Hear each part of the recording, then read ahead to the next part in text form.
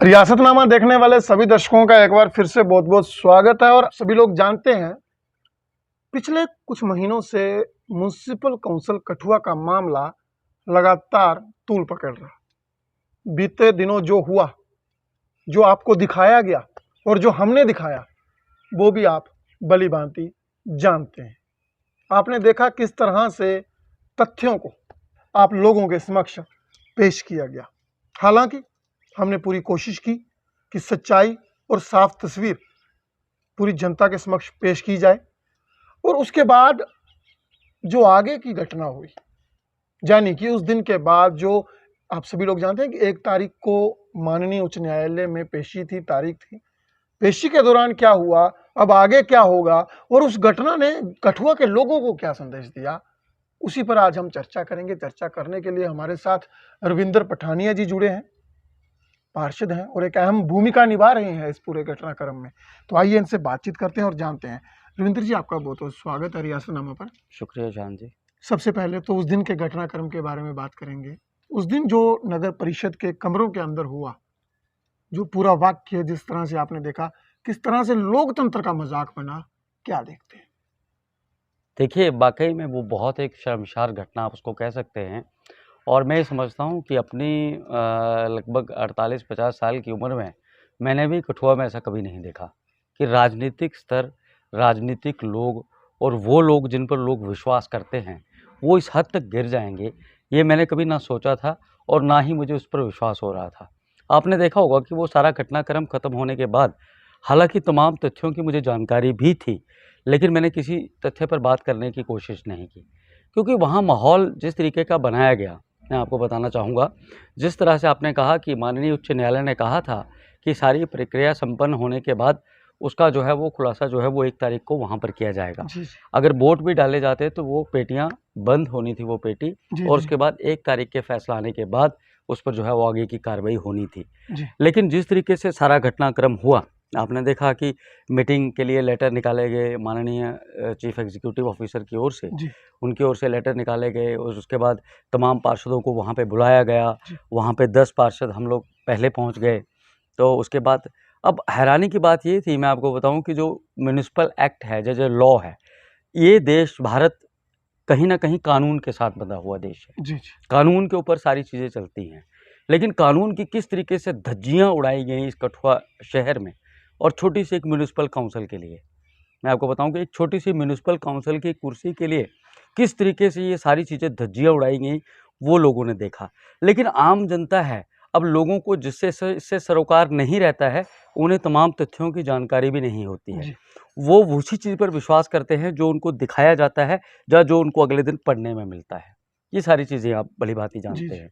मैं हैरान हूँ कि जब वो मीटिंग हुई, उस पर 11 बजे शार्प टाइम था, ख़त्म होने का कोई टाइम नहीं था, वोटिंग का कोई टाइम नहीं था। उस दिन आप सबको पता है कि पंजाब बंद था, भारत बंद की कॉल भी थी, ये भी सभी लोग जानते हैं।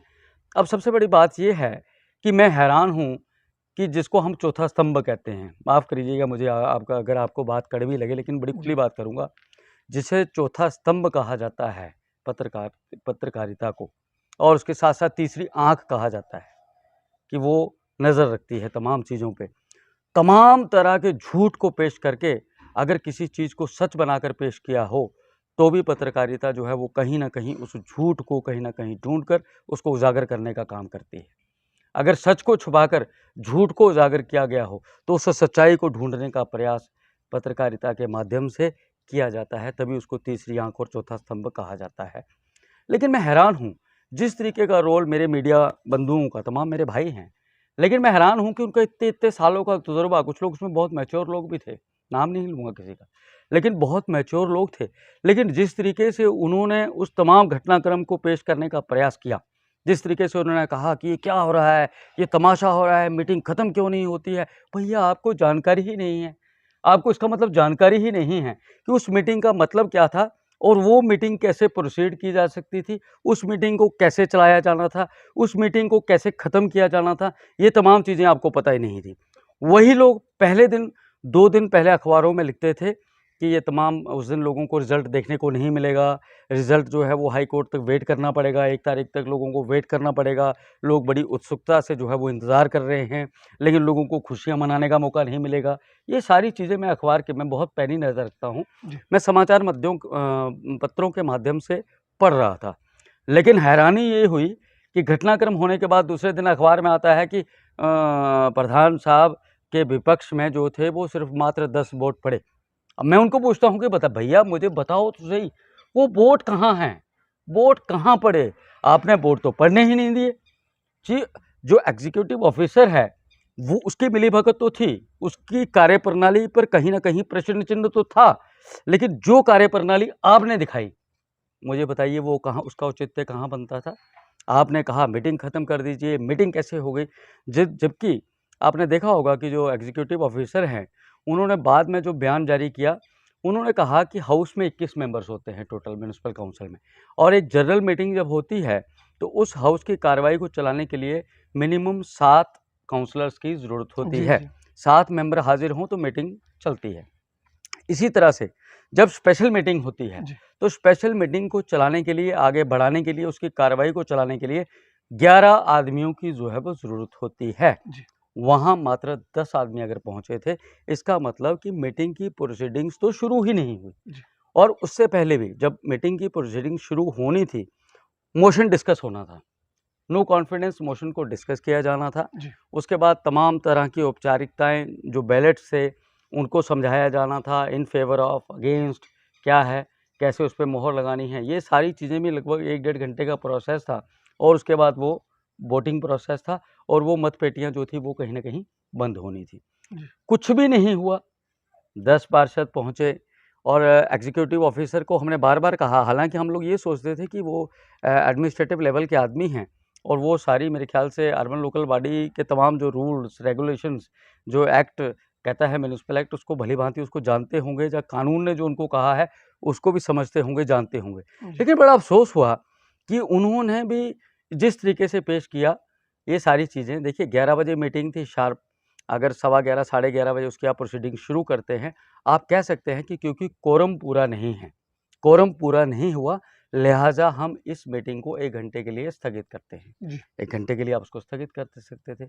उसके बाद उसको आप आधे घंटे के लिए और स्थगित कर सकते थे, क्योंकि 4 बजे तक तो आपके पास ऑफ़िस का टाइम था। जी, जी। कोर्ट ने तो ये लिखा ही नहीं था कि 12 बजे से पहले-पहले कंक्लूड कर दो, सवा 12 से पहले जी, जी। कंक्लूड कर दो, साढ़े 12 से पहले कंक्लूड कर दो। तो ये तमाम तरह की जो चीज़ें कहीं न कहीं निकल के आईं, मैं ये समझता हूँ कि उस दिन कठुआ की जनता को बहुत हताशा हुई, और कहीं न कहीं मेरे ख्याल से बहुत से लोग जो थे वो रात का खाना नहीं खा पाए, क्योंकि उनको ये महसूस हुआ, उनको बड़ी उम्मीदें थी, और ख़ास करके जब इस तरह का घटनाक्रम सारा होता है, और 3 महीने से जिस भी चीज़ पर देखिए, हमें ये अफ़सोस नहीं है कि वोट पड़ते तो हम गिर जाते या हम हार जाते। जी, जी। मुझे ये भी अफ़सोस नहीं होता कि वो जीत जाते। देखिए, लेकिन हम चाहते थे कि इसको बाइंड अप किया जाए, इसको फटाफट ख़त्म किया जाए, क्योंकि ये लोग कहते हैं कि ये लोग शहर का विकास रोकते हैं। जबकि मैंने बहुत बार कहा कि अगर इनको शहर के विकास की चिंता है, जी। तो जब 12 जुलाई को आपके खिलाफ नो कॉन्फिडेंस मोशन आता है, जब 12 पार्षद साइन करके अविश्वास प्रस्ताव देते हैं, तो मेरे ख्याल से अगर आप थोड़ी-सी भी रखते हैं, तो आपको उसी दिन जो है वो इस्तीफ़ा दे देना चाहिए, या फिर आपको करना चाहिए। लेकिन कोर्ट कचहरियों के चक्कर में पड़ के हमें भी कोर्ट कचहरियों में उसके साथ-साथ चलाया। सारी चीज़ें देखने के बाद कहीं न कहीं बड़ी हैरानी की बात भी है, और उससे पहले दिन तक ये कहते थे कि अब ये हो जाएगा, आपको नया चेहरा आ जाएगा, मेरा लास्ट उद्घाटन है, मेरा ये है। यार आखिर क्या है? मैं तो ये नहीं समझ पा रहा हूँ कि ये म्युनिसिपल काउंसिल, मुझे समझ नहीं आ रही, पहला स्टेप आप इसको कह सकते हैं। लेकिन यहाँ पे, और ये लोग पहले भी 2 बार इस म्युनिसिपल काउंसिल के रह चुके हैं, प्रेज़िडेंट रह चुके हैं। वो भी अगर इस तरीके की सोच रखते हैं, तो ये कहीं न कहीं सवालिया निशान लगाता है। और वाक़ई में मैं आपको एक छोटी-सी बात बताऊँ, आज से 25 साल पहले जब मैंने राजनीतिक करियर शुरू किया था, तो मैं भी इस पत्रकारिता के क्षेत्र में भी कहीं न कहीं जुड़ना चाहता था, उससे पहले। आज तक किसी को नहीं पता होगा, लेकिन मैं आपको बताऊँ, मैं भी कहीं न कहीं ये सोचता था कि मैं एक पत्रकार बनूँ।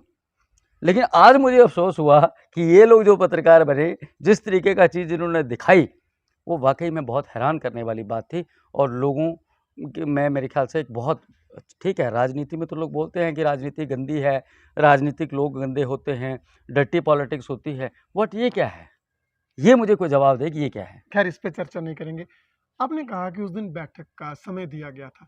आखिर क्या कारण था कि 12 पार्षद एक साथ नहीं पहुंचे? जिस तरह से 11वीं पार्षद 5 मिनट की देरी से पहुंची, जो उनके पति थे। एक हाईलाइट है, लोगों में सवाल है, बातें हम छुपाएंगे नहीं, तथ्य खुलकर पेश करेंगे। चौधरी राजेंद्र सिंह बब्बी क्यों नहीं पहुंचे? क्या उनकी आपके साथ बातचीत हुई थी? उन्होंने वीडियो जारी किया, उसके बाद प्रेस कॉन्फ्रेंस भी करी, बताया कि मेरी बात इनसे हुई, मैंने बताया कि मेरा रिश्तेदार बीमार है। आखिर क्यों इस चीज़ को इतना लाइटली लिया गया? इतने महीने बाद आपको समय मिला एक साथ पेश होने का, तो आपको चाहिए था कि एक दिन एडवांस इकट्ठे रहते। देखिए, आपका प्रश्न बिल्कुल सही है, मैं इसे गलत नहीं ठहराऊँगा। लेकिन ये भी सत्य है कि जो उन्होंने कहा कि मेरा नाम भी लिया उन्होंने कि मुझसे उनकी बात हुई थी, जी, वो भी एक सत्य है। क्योंकि देखिए उस दिन और आपने जिस तरीके से कहा कि सभी को इकट्ठे रहना था, जी, जी। तो सभी लोग इकट्ठे ही थे, लेकिन हम 2-3 लोग जो थे, मुख्य लोग आप कह सकते हैं उसको, हम लोग वापिस आ गए थे। रात को 9 साढ़े 9 बजे तक सारे लोग इकट्ठे थे। बड़े शानदार माहौल में बातचीत भी हुई, हमने इकट्ठे खाना भी खाया सबने और उसके बाद हमने सुबह का जो दिनचर्या थी, उसको भी हमने डिसाइड किया कि सुबह हम कहाँ बैठेंगे, कहाँ नाश्ता करेंगे, उसके बाद किस तरीके से बोटिंग करने जी, जी। जाएँगे। ये सारी चीज़ें डिसाइड होने के बाद वो लोग चले गए। लेकिन जब सुबह हम लोगों ने नाश्ता करने के लिए जाना था और एक जगह इकट्ठे होना था, तो मैंने औपचारिक तौर पर एक फ़ोन किया। मैंने फ़ोन किया, तो ऐसी बात नहीं है कि उन्होंने फ़ोन नहीं उठाया, हमारी 2 बार बातचीत हुई। एक बार लगभग 7:40 पर बात हुई और उसके बाद 8:05 पर दोबारा मेरी उनसे बातचीत हुई। उन्होंने बिल्कुल यही कहा था कि उनके किसी रिश्तेदार, उनके इन-लॉज़ की तरफ से कोई रिश्तेदार है, वो बीमार हो गया है, वो रात को 1 बजे यहाँ से निकले हैं, वो इस समय डीएमसी लुधियाना में हैं और रिश्तेदार उनका जो है वो काफ़ी सीरियस है। ये सारी बातें हुई थी। मैंने उनसे आग्रह किया कि त ठीक है, बीमार है, वहाँ रहना भी ज़रूरी है, लेकिन ये भी बहुत ज़रूरी है। जी, तो उन्होंने मुझसे ये भी कहा था कि मैं कोशिश करूँगा कि मैं टाइम पे पहुँच जाऊँ और मैंने अपनी धर्मपत्नी जो पार्षद हैं, उनको मैंने भेज दिया है, वो पहुँच जाएँगी। लेकिन उसके बाद देखिए आप ये भी एक सत्य है कि उस दिन कहीं न कहीं पंजाब जो था वो बंद था। हमारे माधोपुर से ही यहाँ तक आने में मेरे ख़्याल से कम 1 डेढ़ घंटा लोगों को लग रहा था। लोग पैदल चल रहे थे, काफ़ी जाम लगा था, आर्मी की गाड़ियाँ, ट्रक्स ये वो बहुत जाम लगा था क्योंकि पंजाब में सुबह लगभग 8:30 पौने 9 बजे हटली मोड़ में था, तो वहीं से आगे गाड़ियाँ नहीं जाने दी जा रही थी। जी। तो इस पर मैं ये नहीं कहूँगा कि वो कुछ ऐसा हो गया या कुछ वैसा हो गया, उन्होंने कोशिश की होगी। लेकिन हैरानी की बात ये है कि 11 आदमी चाहिए थे, 11 हुए भी। हैरानी सिर्फ़ इस बात की है कि मात्र 5 मिनट पहले, हालाँकि जो जी, पार्षद जी। आ रही थी, उन्होंने फ़ोन पर एग्ज़ीक्यूटिव ऑफ़िसर से फ़ोन पे बात भी की और उन्होंने कहा कि मैं हटली मोड़ में पहुँच गई हूँ, मैं 5-10 मिनट में पहुँच जाऊँगी। उसके बाद जब वो पार्लियामेंट में पहुँचती हैं, तो हमने उनसे कहा कि वो पार्लियामेंट पहुँच गई हैं सर, 3 या 4 मिनट में वो पहुँच जाएँगी। तो मुझे हैरानी हुई कि वो एकदम से खड़े होकर कहते हैं क्योंकि 11 का कोरम था, 10 आए हैं, लिहाज़ा इस मीटिंग को ख़त्म किया जाता है। तो मैं उस समय भी ऐसे लिया कि ऐसा नहीं है, वो आ जाएँगी तो शायद मीटिंग दोबारा हो जाए। जी, लेकिन उन्होंने मीडिया में भी उसी समय बयान जारी कर दिया।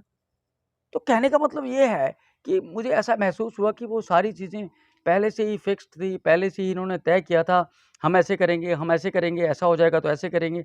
मतलब ये सारी और दूसरी बात, जिस तरह से मीटिंग जैसे ही ख़त्म हुई, जैसे ही मीटिंग ख़त्म हुई, जी। तमाम तरह के जो हमारे इवन प्रेज़िडेंट साहब, आप पत्रकार बंधु भी वहाँ थे, वो जिस तरीके से दफ़्तर में आते हैं, "सीओ साहब, हो गई मीटिंग? बाहर निकालो इन सबको।" ओ भैया मेरे यार, क्या करते हो यार? आपसे शहर की जनता देख रही है। आप मुझे बताओ, हम लोग भी चुने हुए पार्षद हैं, आप भी एक पार्षद हैं। आप भी एक पार्षद हैं, हुँ, मैं भी एक पार्षद हूँ, लेकिन हमने आपको प्रेज़िडेंट बनाया है। इसका मतलब ये नहीं है कि आपको इस कठुआ की जनता ने या रेवेन्यू डिपार्टमेंट ने कहीं पे गर्दौरी या इंतकाल करके दे दिया है उस दफ़्तर का, वो दफ़्तर तमाम कठुआ की जनता का है। वो दफ़्तर तमाम कठुआ के पार्षदों का है। जी, वो तमाम जो दफ़्तर है, वो तमाम उन गु द आप बड़ी-बड़ी बातें करते हैं कि हम लोग मकान बना रहे हैं, हाउस फॉर ऑल बना रहे हैं, हम लोगों के लिए फ्लैशेज़ बना रहे हैं, हम मोदी साहब के सपने को साकार कर रहे हैं। भैया मेरे, आप अपने पार्षदों को दफ़्तर से निकालने की बात करते हैं, तो आप ऐसे लोगों को कहाँ बिठाते होंगे? किस मंशा से बिठाते होंगे? इस बात का जवाब भी कहीं न कहीं लेने की ज़रूरत है। मैंने उस समय कहा था, आप जी, लोगों ने अगर सुना हो जी। तो मैंने कहा था कि ये दफ़्तर आपका नहीं है, ये दफ़्तर सभी पार्षदों का भी है। ये दफ़्तर 21 पार्षदों का भी है, ये दफ़्तर आपका नहीं है। इन पार्षदों की वजह से आप प्रेज़िडेंट बने हैं। लेकिन अब मैं बार-बार एक बात कहूँ कि अब क्या मानसिकता है, क्या सोच है इन लोगों की, किस तरह की राजनीति ये करना चाहते हैं, किस तरह की राजनीति के ज़रिए लोगों को क्या दिखाना चाहते हैं और जैसे ही मीटिंग खत्म होती है, महाराज हार, फूल मालाएँ, लड्डू उन लोगों को किस तरह से देखते हो? चुने हुए नुमाइंदे भी हैं और ज़्यादातर भाजपा से ताल्लुक़ रखते हैं। एक ऐसी राजनीति पार्टी सिद्धांतों की बात करती है, मूल्यों की बात करती है और सबका साथ, सबका मैं विकास की खुद बात हैरान करती हूँ। है, देखिए शांति की बात करती है। लेकिन ना जाने उस दिन हुआ क्या? बड़े-बड़े नेता जो जहाँ से प्रतिनिधित्व कर चुके हैं कठुआ जिला का, पार्टी का प्रतिनिधित्व कर रहे देखिए, हैं। ये उनकी सोच हो सकती है, निजी सोच, लेकिन मैं ये कहना चाहूँगा कि जो कुछ भी मैंने उस दिन देखा, जी, तमाम पक्षों में, चाहे वो बुद्धिजीवी लोग हों, चाहे वो बुद्धिजीवी नेता हों, चाहे वो बुद्धिजीवी पत्रकार हों, चाहे वो बुद्धिजीवी ऑफ़िसर साहिबान हों, तमाम तरह से जो मैंने माहौल देखा ना, मैं हैरान हो गया। और ईशान जी, आपको विश्वास के साथ कहता हूँ, अगर हमें पता होता कि ये सब कुछ होना है और ये सब कुछ कठुआ की जनता देखेगी, तो ठोकर मारता हूँ ऐसी उस पे। पार्षद हम हैं, हम अपना काम कर रहे हैं, लोग हमारे काम से बिल्कुल सैटिस्फाइड हैं, पठानिया लेकिन अब साहब क्या हुआ ये मैं जानता नहीं। पठानिया साहब कठुआ की राजनीति की बात करें, सोचिए अगर कठुआ राजधानी होती, मुख्यमंत्री कठुआ से बनता, जम्मू कश्मीर का क्या होता? अगर लड़ाई बिल्कुल इसी तरह रहती। अब इस बात पे मैं क्या बात कर सकता हूँ, लेकिन तो मान लीजिए 21 पार्षद 21 विधायक हैं, मुझे मुझे मुझे मुझे कठुआ जम्मू कश्मीर है, मुख्यमंत्री के खिलाफ अविश्वास प्रस्ताव मुझे है, मुझे एक बार क्या किसी लगता है? मुझे एक बार कहानी किसी ने सुनाई थी, अब मुझे पता नहीं उसमें सच्चाई कितनी है। मुझे एक बार किसी ने सना कहानी सुनाई थी कि ये कठुआ का नाम कठुआ कैसे पड़ा? कठुआ का नाम कठुआ कैसे पड़ा? तो वो उन्होंने उनकी अपनी सोच थी, उन्होंने अपने नज़रिए से मुझे ये बताया क्योंकि उस लिहाज से कठुआ ठीक है। लेकिन राजनीतिक लिहाज से कठुआ ठीक जिस नहीं। तरीके से ये लोग चलाते हैं, मैं तो बड़ा हैरान हूँ यार, आप क्या क्या विरोध करते हैं? देखिए, तथ्यों पर विरोध करिए, तथ्यों पर विरोध कीजिए, सही तरीके से विरोध कीजिए। आपकी जीत को भी जीत मानिए, हमारी जीत को भी जीत पठानिया मानिए, साहब, लेकिन सही तरीके से आप करिए। इस चीज़ पे ज़रूर एग्री करेंगे कि इस पूरी लड़ाई को इस मुकाम तक पहुंचाने के लिए भाजपा का बहुत बड़ा हाथ है। पार्टी हाईकमान का, जिला हाईकमान का बहुत अहम योगदान है। चाहते तो मामला पहले सप्ताह में, पहले महीने में, पहले पखवाड़े में खत्म हो सकता था, लेकिन आप लड़ते रहिए, हमारी राजनीति चलने दीजिए। देखिए, इस बात को लेकर थोड़ा-सा मैं भी हैरान हूँ। मैंने आपसे पहले भी कहा था एक बार, आपने मुझसे पहले भी जी, 1 महीना पहले लगभग ये जी, सवाल किया था। जी, मैं आपको बताऊँ कि जब पिछले साल अविश्वास प्रस्ताव आया था, तो भी तमाम यही चीज़ें थी। जी, अविश्वास तो 1 साल पिछला ही चल रहा था। जी, 1 साल पहले भी ये चीज़ें थी, तो बहुत सी चीज़ें उसमें उन पर बात की गई, इन तमाम पहलुओं पे बातचीत की गई और ये भी आश्वासन दिया गया कि आने वाले समय में हम ऐसा होने से जो है वो किस तरीके से चल सकते हैं, उन सारी पहलुओं पे किया गया। वो अलग बात थी कि चलो कोविड भी था, लेकिन उसके बावजूद भी पार्टी को चलाने के लिए आपको कोई रैली नहीं करनी थी। आपको मात्र 10, 12, 15 आदमियों के साथ बैठकर ही बात करनी थी जी, जी। और वो की भी जा सकती थी। लेकिन ऐसा नहीं हुआ। ये जब अविश्वास प्रस्ताव आया उससे पहले भी तमाम तरह की बातें हुई और आप ठीक कह रहे हैं कि यदि पार्टी हाईकमान चाहता, तो शायद इसको इतना तमाशा नहीं बनने देता। वो हो जाए नहीं, तो आखिर बढ़िया है। सिद्धांत, मूल्य, बड़े-बड़े वादे, दावे, बड़ी-बड़ी बातें, वो कहीं कठुआ में कहीं भी वो सहजता, वो शालीनता कहीं काम नहीं आई, कहीं नज़र नहीं आई हमें पार्टी हाईकमान की तरफ से। देखिए, मैं समझता हूँ कि शायद इसके पीछे कुछ लोग ऐसे हों, जो शायद इसको कहीं ख़त्म करने में इन रखते ही ना हों, इंटरेस्टेड नहीं। इंटरेस्टेड ही ना हों। वो चाहते हों कि इस चीज़ को बढ़ाया जाए। अब क्या होता है राजनीति में, बड़ी खुल के बात कर रहा हूँ आपसे, जी, क्योंकि मैं राजनेता ज़रूर हूँ, लेकिन मैं मूल्यों पर आधारित राजनीति करना चाहता हूँ, ज़रूर। सच्चाई की राजनीति करना चाहता हूँ।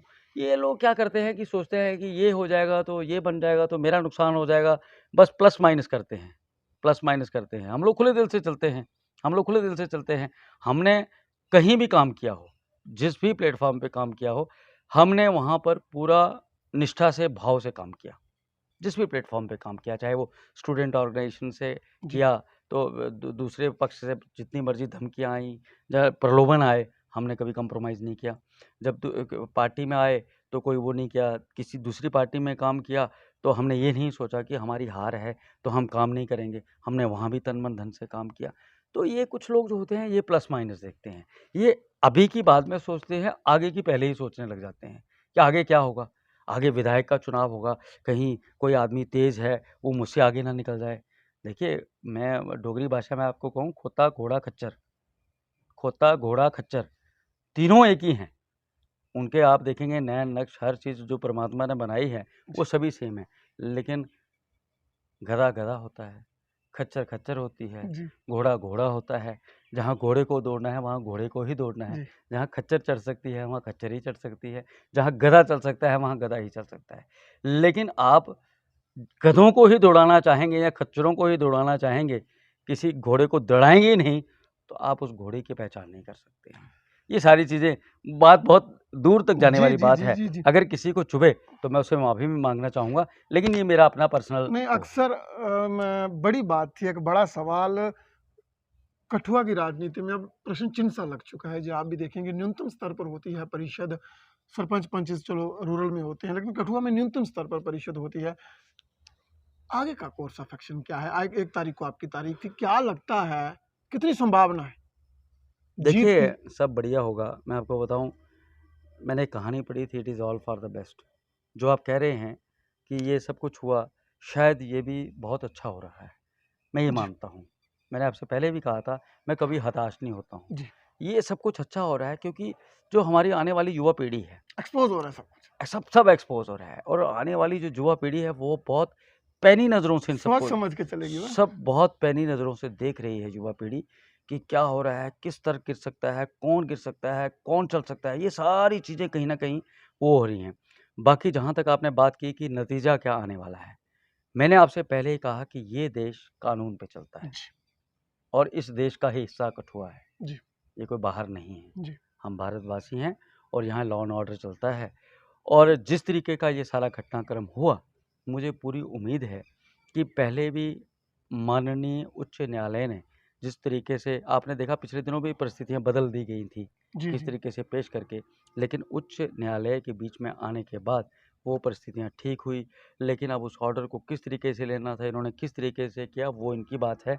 अब माननीय उच्च न्यायालय जो है, वो आने वाले समय में इन तमाम चीज़ों पर गौर करते हुए, मैं ये पूरी तरीके से कह सकता हूँ, क्योंकि जिस फ्लो टेस्ट की ये बात करते हैं, जी वो फ्लो टेस्ट तो हुआ ही नहीं। जी फ्लो टेस्ट नहीं हुआ। 11 का कोरम पूरा नहीं हुआ, बाद में हुआ, मीटिंग खत्म कर दी गई, मीटिंग नहीं करवाई गई, वोट नहीं डाले गए, तो फ्लो टेस्ट कैसा हुआ? इसको फ्लो टेस्ट कहते हैं आप। आप आ जाते ना, आप क्यों नहीं आए सारे लोग? सारे आते, मज़ा आता, 21 लोग आते, वोट पड़ते, और फिर जिसके भी पक्ष में फैसला होता, हम उसको सलाम करके जो है वो स्वीकार करते। वो होती है राजनीति। वो होता है, वो कठुआ की जनता को एक मिसाल कायम करते कि नहीं, यहाँ कुर्सी मायने नहीं रखती है, यहाँ हमारे जो है वो हमारा चरित्र मायने रखता है। वो बात बनती, और कठुआ के जो नौजवान पीढ़ी है, उसमें भी एक बढ़िया और अच्छा संदेश जाता, और वो भी उनके नक्शे कदम पर चलने की बात करती। अच्छा सबक तो कठुआ की युवा पीढ़ी को जा चुका है, वो आप भी भली भांति जानते हैं और हम भी जानते हैं राजनीति होती क्या है, होती कैसे, और कुर्सी बचानी कैसे या देनी कैसे, लेनी कैसे। अब मुझे लगता है कि कठुआ का युवा भी वो जान चुका है। आखिरी सवाल है, शायद आपके लिए कड़वा भी हो। लोग लोगों में चर्चा, लोग बातें कर रहे हैं कि एक पार्षद जानबूझ के नहीं आया। क्या आपको भी ऐसा लगता है कि आपके साथ धोखा हुआ कि 12 पार्षदों में से एक नहीं आया, अगर बीवी भेज दी गई तो खुद क्यों नहीं आए? कहीं न कहीं उस कारण से जो चीज़ उस दिन खत्म हो जानी थी वो आगे खिंच गई। देखिए, इस बात पे पूरी तरह से खुल के बात करना बहुत जल्दबाजी होगी, क्योंकि जिस तरीके से उन्होंने कहा, और मैं पर्सनली उसमें इन्वॉल्व था। मैंने आपको बताया कि मेरी उनसे बातचीत हुई, और ये जी, सच्चाई है। उन्होंने भी कहा बात हुई, मैं कह दूँ कि नहीं हुई, ऐसा कुछ नहीं है। हालाँकि उसके बाद हमारी कोई बात नहीं हुई, जी। ये भी सच बता दूँ आपको। अभी तक उनसे अभी बात तक नहीं। उनसे मेरी कोई बातचीत नहीं हुई है, लेकिन मैं क्यों इतनी छोटी-सी बात पे झूठ बोलूँगा? उस दिन उनसे मेरी बातचीत हुई थी, उन्होंने मुझे सारी बातें कही थी। अब बहाना होता, पंजाब बंद नहीं होता, तो उस दिन इस तरह की समस्या आती, तो मैं कह सकता था कुछ।